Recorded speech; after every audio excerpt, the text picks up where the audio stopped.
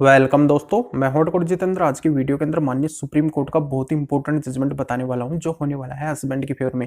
यानी कि इस जजमेंट में हस्बैंड के फेवर में बातें कही गई है, तो पूरा वीडियो बिल्कुल अंत तक देखिए, तभी पूरी जानकारी समझ में आएगी। इस वीडियो को नहीं देखेंगे तो आपका घाटा ही होगा, कोई फायदा नहीं मिलेगा। तो पूरा वीडियो देखिए। उससे पहले बता दूं, इस चैनल को सब्सक्राइब नहीं किया तो सब्सक्राइब भी कीजिए, बेल आइकन दबाइए, वीडियो को लाइक करके शेयर कर दीजिए। मेरे से अगर बात करना चाहते हैं, कोई भी लीगल प्रॉब्लम है तो वीडियो को डिस्क्रिप्शन में नंबर दिए गए हैं, अपॉइंटमेंट लेकर मेरे से बात कर सकते हैं। तो चलिए शुरू करते हैं।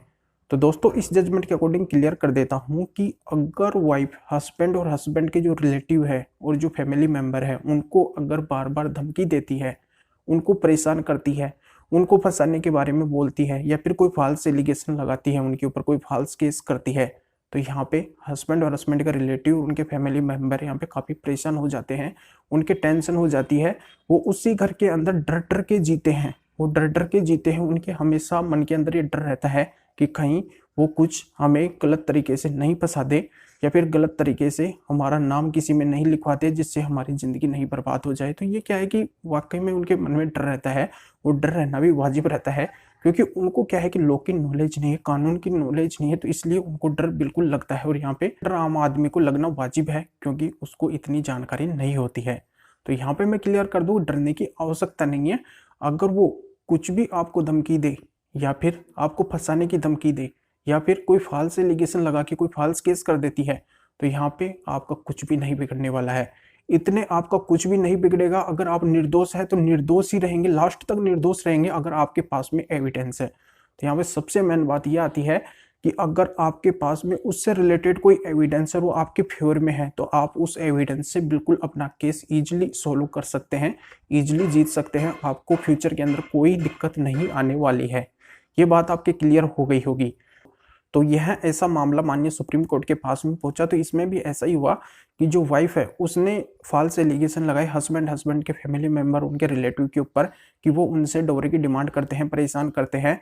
तो यहाँ पे वाइफ ने फॉल्स एलिगेशन लगाई, जबकि उन्होंने ऐसा कुछ भी नहीं किया था। उसके साथ में कोई उन्होंने डॉवरी वगैरह की डिमांड वगैरह नहीं की थी। हस्बैंड के जो रिलेटिव और फैमिली मेंबर, उन्होंने कोई डिमांड नहीं की थी वाइफ से। तो यहाँ पे ये बात यहाँ पे सामने आई। और उसके बाद में वो क्या है कि बार बार यहाँ पे धमकी वगैरह भी देती रहती थी, फंसाने वगैरह की। इनकी जो हस्बैंड के रिलेटिव हैं, फैमिली मेंबर हैं, उनको वो बार बार धमकी देती रहती थी। और इसके एविडेंस यहाँ पे हस्बैंड के पास में भी थे।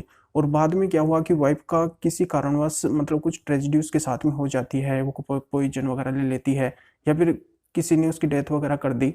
तो यहाँ पे वो इल्ज़ाम क्या है कि वहाँ पे उसके ऊपर नहीं आएगा। अगर इस सिचुएशन के अंदर वो अगर कोई केस वगैरह कर रखी है, और बाद में उस वाइफ की किसी कारणवश उसकी डेथ वगैरह हो जाती है, और यहाँ पे उनका कोई लेना देना नहीं है, हस्बैंड के फैमिली मेंबर रिलेटिव का, उनकी यहाँ पे कोई गलती नहीं है, तो यहाँ पे वो नहीं फंसेंगे।